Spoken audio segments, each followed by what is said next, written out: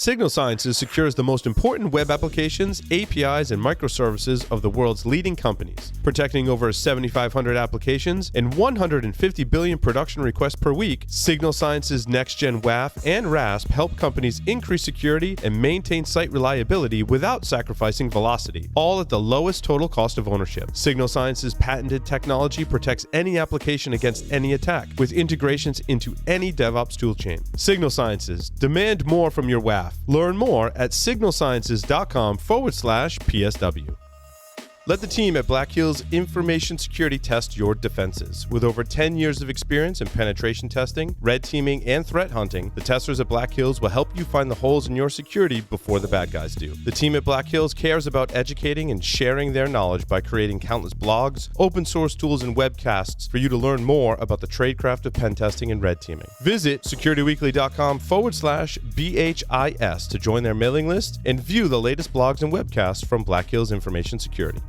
The greatest threat to businesses today isn't the outsider trying to get in. It's the people you trust, the ones who already have the keys, your employees, contractors, and privileged users. 60% of online attacks are carried out by insiders. To stop these insider threats, you need to see what users are doing before an incident occurs. Observe It enables security teams to detect risky user activity, investigate incidents in minutes, and effectively respond. Get your free trial at observeit.com/securityweekly.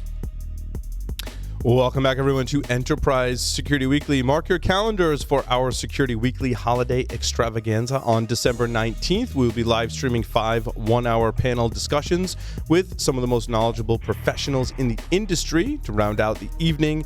Ed Scotus will be joining us. We've added a panel on hacker culture. So there's actually 6 panels and the Ed Scotus Holiday Hack Challenge coverage. It's going to be a full day of streaming podcasts, and we'll record them and be releasing them largely over the holiday break, so you can check them all out. We've got security history panel, red team panel, blue team panel, all kinds of fun stuff. With me for this segment, Matt Alderman has joined us. Matt, welcome. Thank you. Still getting settled in the new house. From the freshly, it looks like freshly painted wall. Freshly painted walls. Jeff Mann is still with us as well, and we'd like to welcome our special guest, James Carter, who brings more than 22 years of experience working in corporate security and consulting for the Fortune 500 and U.S. government. At LogRhythm, he oversees the company's governance, risk, and compliance program, security architecture, awareness, product security, and more. You can find out more about LogRhythm at securityweekly.com/LogRhythm. James, welcome to the program. Yeah, thanks for having me. Yes, nice to have you on the show today. We've got a few different topics to cover. The first is the security operations maturity model, which I love because we were just talking about pen testing. And the way I like to start a discussion about pen testing is having companies take a step back and figuring out what their security maturity is. This is your operations maturity model, which I think is great. I believe you need an understanding of that to not only get the right level of testing from your pen test company, but really to figure out what you're going to build and build your security program. So. Yeah, no, I think so. I think that's really good lead into it. I mean, we looked at that as one of the questions that we always get, at least I always get with customers and prospects, is how do you build a security operations program, and how do you make sure it's effective for whatever business that you're in? And I think as CISOs, we tend to, spend money with Big 4 and Big 5 type organizations to come in, take the CMMI model and apply it, and then give us a score. $100,000 later, you have an idea of where you are on that spectrum. And so we wanted to really create a way, just because we are obviously at the heart of most security operations out there, of assessing the existing capabilities and then helping you build the roadmap and measure against it, and just kind of be in this continuous state of improvement and upscore your maturity levels. And because of that, you're upscoring your capabilities to reach those maturity levels as well. And I think that plays right into the pen testing side, where you're really looking at, all right, you have a pen test that's happening. How are you going to know if your security operation is effective in picking that up, detecting and responding it effectively? So all ties together. And so this model is something that LogRhythm developed and is making available. Is that true? That's true. Yeah, we developed it. It's loosely based on some of the CMMI work.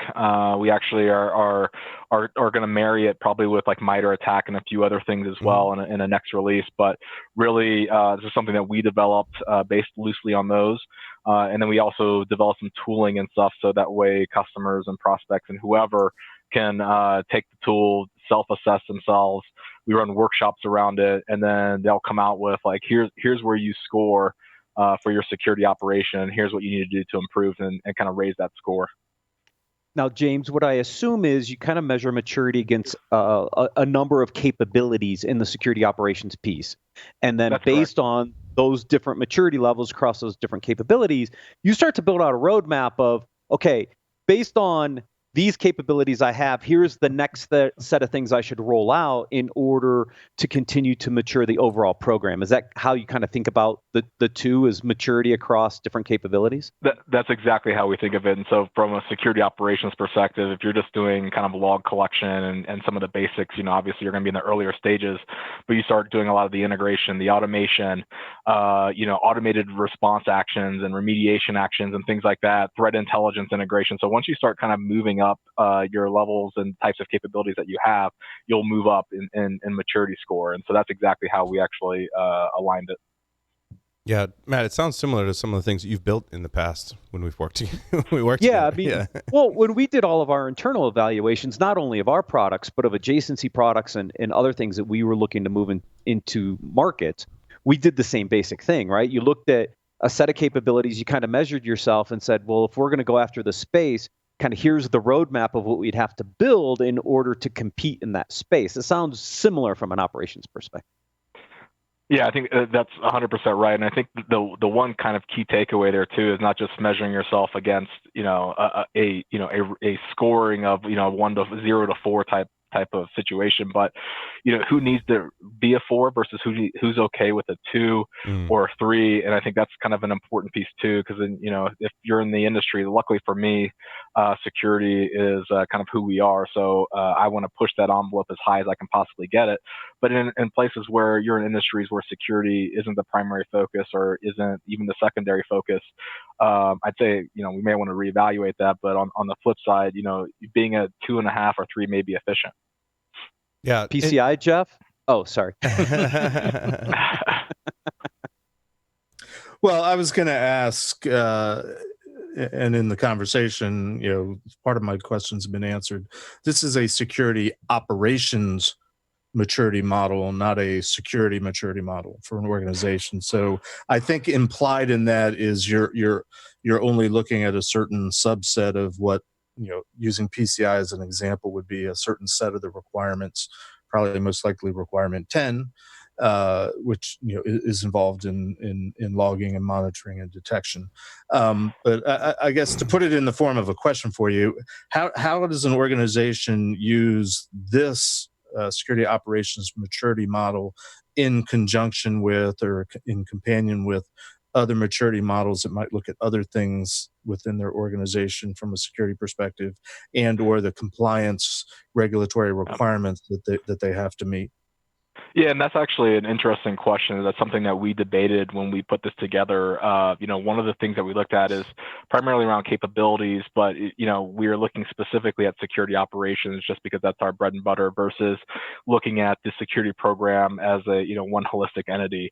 And so CMMI is the example I always use, or if you've got certain compliance regulations or things like that, those are other things that you can measure yourself against in conjunction with this. So if you're one of the interesting aspects too is if you look at overall even risk for or an organization and you throw out all the compliance regulations and things like that, and then you could take your operational capabilities, your security operations capabilities, move upscale the score there and increase your capabilities and see how that actually impacts and influences your overall business risk. And so I think there's a number of ways that you can kind of work these two together. And it's interesting. We had a meeting this morning talking about ways that we can improve this. And one of the things that we talked about was even within the leveling, saying things like if you're, level 0, you're kind of doing just some of the basics. You have log collection and things like that. Level maybe 1, you won't be found negligent if a breach happens. You meet kind of legal requirements, ethical requirements, and then level 2 is you're able to comply with all these various compliance regulations, and here are the control mappings that map to that and what you can comply with based on that, and then so on and so forth. So that's actually another thing that we had just recently talked about. So I have two more questions. Let me start with my second question first. Not that it matters in any way to you. If I'm working in an organization that, for all intents and purposes, does not have a security operations center, but presumably, performs some of the functions that you might expect to find in a SOC, but it's distributed amongst other duties as assigned type of thing. Are they not qualified even to do this? Are they automatically a zero, or is there some level of scoring, not knowing what exactly your scoring metric is, that you can get credit for? Well, I'm doing some of the types of things. Yeah. It's just not in the form of a SOC. Yeah, that's 100% true. I mean, you don't have to actually have a formal SOC. A lot of companies still do not have a formal SOC. A lot of companies outsource that work, or like you mentioned, a shared responsibility or an additional duty for other folks. And at the end of the day, since it is measured on capabilities, if you, even as an additional duty, are hitting some of these kind of capability thresholds, or you have these capabilities in place, you're going to get credit for that as a part of your score. It doesn't mean that you have to have a dedicated or fully dedicated and operational SOC. And then the other part too is you can actually assess your MSS's capabilities as well. So if you outsource your security operations center and you really want to know, like, hey, this is the service I'm receiving from my managed service provider, how would they score and rank on this? And what are some areas that you may want to push for them to improve upon to raise their score even in conjunction with the service they're delivering to you? Great. Final question is just because I haven't had a chance. I found the website, so I'm going to download the white paper. But just as a practical matter, is this more or less a questionnaire? How does it work? How does somebody complete the evaluation? Yeah, I mean, I think at the end of the day, the best way to look at it from a high level, really quick evaluation is to take a look at one of the tables that we have in the white paper that basically outlines all the levels and the capabilities within those levels. And then you can as a CISO or some other level, management level in a security operation or in a company, you can take a look at that and go, yes, I have X number of these in place. And that will, help weigh the score. And then there's also some tooling that we have where we can actually have you do that. So I guess it is sort of a questionnaire type format or a checkbox type format as regards to capabilities. You said checkbox. Yeah. I know. That's what I was looking for. I almost sound like a compliance guy whenever I say that. So. And as Paul knows, I've got a spreadsheet for that. That's right. That's right. Exactly. If I could drop the mic, I would. No, that's great, and we'll try and get a link to that too on securityweekly.com/LogRhythm, so that folks can find it easily. The other aspect to this is we wanted to talk about zero trust as well, and I think what we established is that zero trust is a buzzword still to a lot of people. But Matt, when you talk about apps, users, and data, right, zero trust is a very applicable model to that. How it takes shape and actually gains traction and moves on from a buzzword, I think, is yet to be seen. Yeah, I mean, we've seen aspects of it in certain solutions, right, where people are trying to start to understand the user application interaction and control that. Right. And obviously the application, the user has access to data. So, James, I've always talked about these kind of three pillars, this triad of the future of security, because it's going to evolve around users that can be anywhere, accessing applications that can be anywhere to protect data. And to me, that's really the components of zero trust. But how you actually implement it, I think, is the really interesting part. I'd love LogRhythm's spin on this because you guys have a lot of this. Some of this data available to you. I'm curious how you guys are approaching it from the concept of a zero trust. Yeah, I mean, I've been a big proponent of zero trust over the years. Started obviously, probably after Forrester kind of created the term, but more around when Google actually showed that you could actually execute against it and implement it successfully with their Beyond Corp initiative. But if you look at, today and how to implement it today, there's a lot of companies that, there's a handful of companies that I've seen that claim that they're an all-in-one kind of zero trust in a box. And I haven't seen any of it really truly play out. I think Google's the only one that offers a service around it, offers the capabilities around that. But I think the cool part today is that you actually have a lot of commercially available off-the-shelf products that can actually meet the intent of zero trust and help you execute against that. And when you speak of users and applications and data, I look at everything as identities. And so whether the user is an identity, the device that they have is an identity, the applications and data they have access to are each identities, and they create these kind of micro perimeters around these identities with separate authentication and authorization controls around that.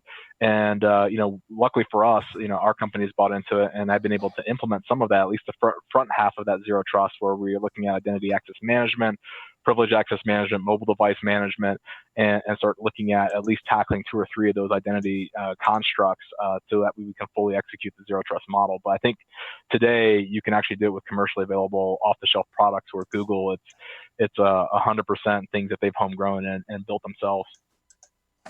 Yeah, that's an interesting shift in the market. Yeah. Speaking of shifts in the market, I think we've seen this in a number of different verticals in security, and that is the evaluation criteria. How do I evaluate that the solution is best for me? And I think in the past, we've largely relied on data specific to coverage, right? But I think so many verticals in security have come so close in terms of a lot of those technical coverage kind of details that it's more about how does it fit in my organization? And one of those is how it's licensed, priced, and packaged, right? And I think LogRhythm, you folks have done a great job at recognizing that and changing the model to make it fit more organizations in a much better way. Yeah, I mean, I think if you look at kind of the genesis of that model, and really one of the things that we look at is this consumption-based model that most, of our peers tend to move forward with in the market, which is, you hit a certain threshold, you consume a certain amount of data, and that's what you're paying for. And I think, what that does is it really, from a CISO perspective, it makes it hard to budget for, it makes it hard to forecast, it makes it hard to understand, and you may have to take certain corrective actions if you, in essence, consume too much data. And, I think we can't rely on, the customers, filtering data a certain way and doing certain things.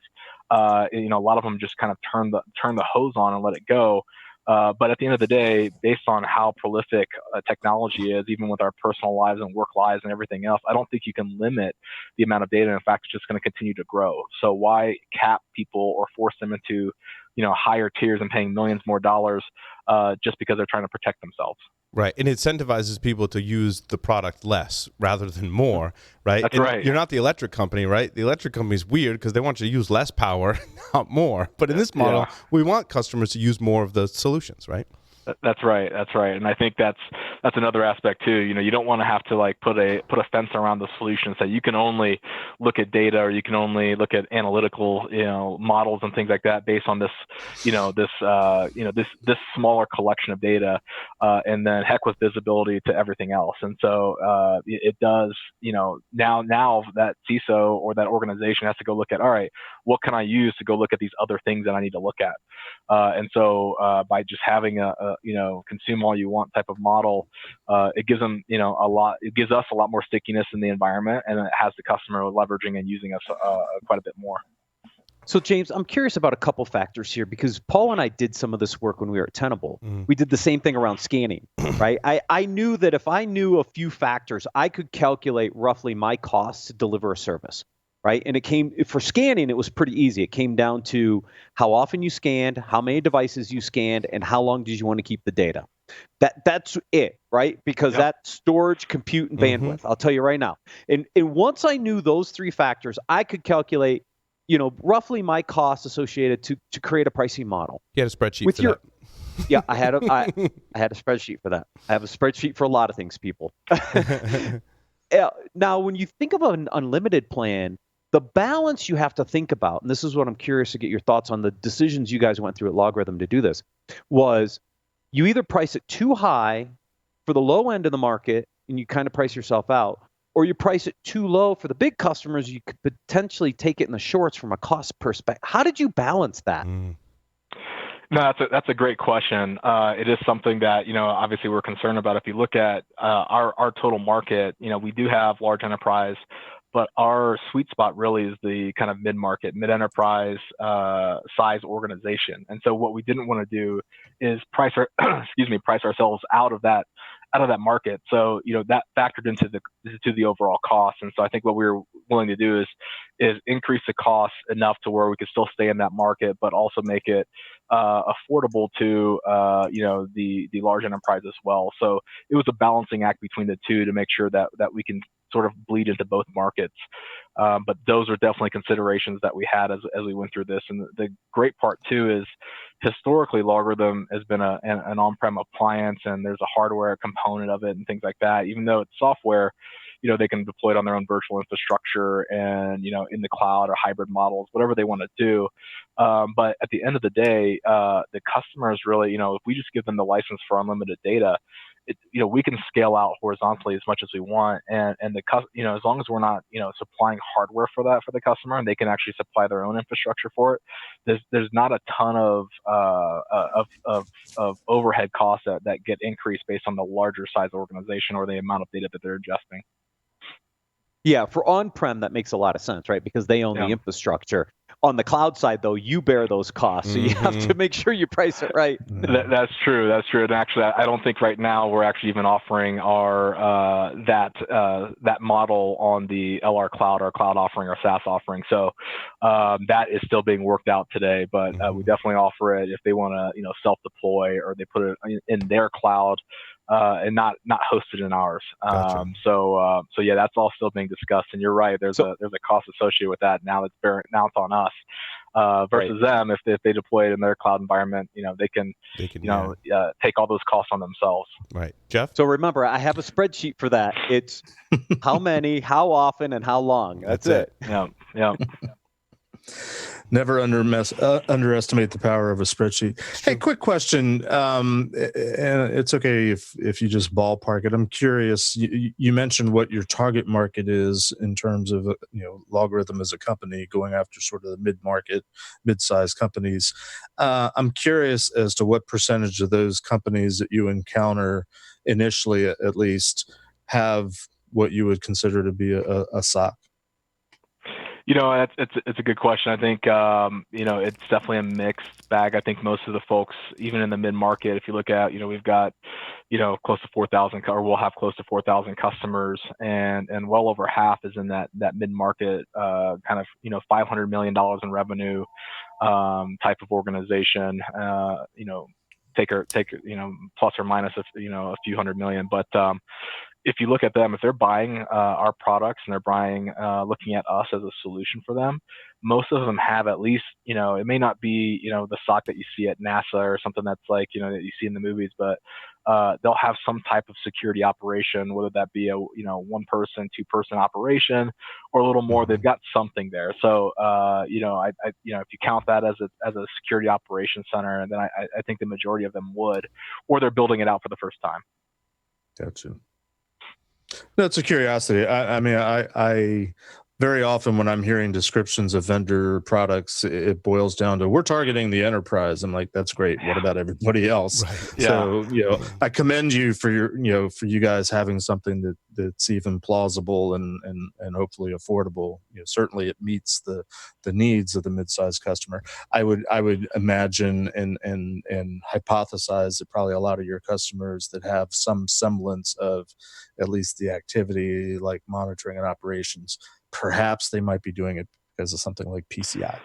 Yeah, I was going to say there's also the whole compliance component where, there's like, hey, you have to have something to centralize log data and monitor it, and the capability to detect and respond. And they say, hey, I'll go buy this solution and I'll check the box again on that I have it, and so I can meet this compliance objective, even though they're not really meeting the intent unless they're actually deploying it and leveraging it and running an actionable operation. Right. Well, you're welcome. Well, this time of year certainly is the time of year to talk about predictions, right? And we've certainly seen a number of predictions over the past 15 years here at Security Weekly. But James, you've done some analysis of some of the predictions and have some of your own and are getting ready to release a report. Yeah, that's right. I mean, I think, I like to keep things, or we like to keep things interesting where we're not just, making predictions that we're pretty positive are gonna play out in the following year, but, we like to take it and kind of push it to the edge and look at predictions that, probably won't pan out and probably won't happen.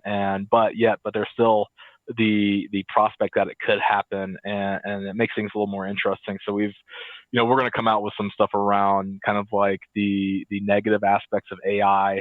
We've seen AI being used in courtroom situations and things like that. And, what's the prospect of an innocent person going to jail based on, the AI models that have been built by humans. And so they've inherited some of the biases around that. The growth of biometric data and who's storing all that. And what if there was a breach of that biometric data?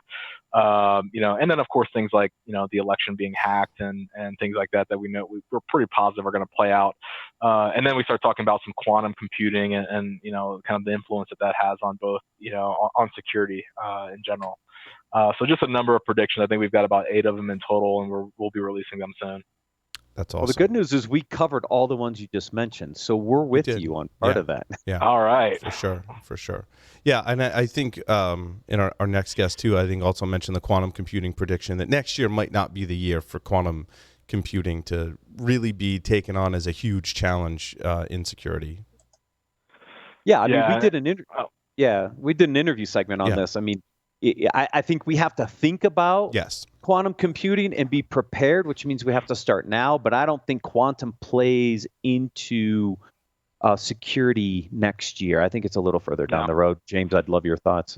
Yeah, no, I fully agree. I think you might see, if we see an uptick at all in quantum in 2020, I think that's, that might prove the prediction at least, somewhat accurate. But yeah, I don't think there's going to be any kind of mainstream usage of quantum computing for, probably 3 to 5 years in relationship to security.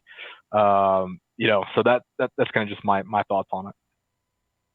Yeah, we might see IBM release some more qubits from a quantum computing capability. But again, we've got to get to a number of qubits before those actually impact things like encryption. That's the big one everybody's worried about, is when quantum computers can break traditional encryption, and we need a new encryption standard to be ready for quantum computing. And that's what I see a little further down the road. Yeah, I'd agree with you on that. James, anything else that you wanted to cover on the show today? No, I think I'm good. Thanks for having me on the show. Awesome. Thank you for appearing on Enterprise Security Weekly. Please visit securityweekly.com/LogRhythm to learn more. With that, we'll take a short break and come back with our next interview.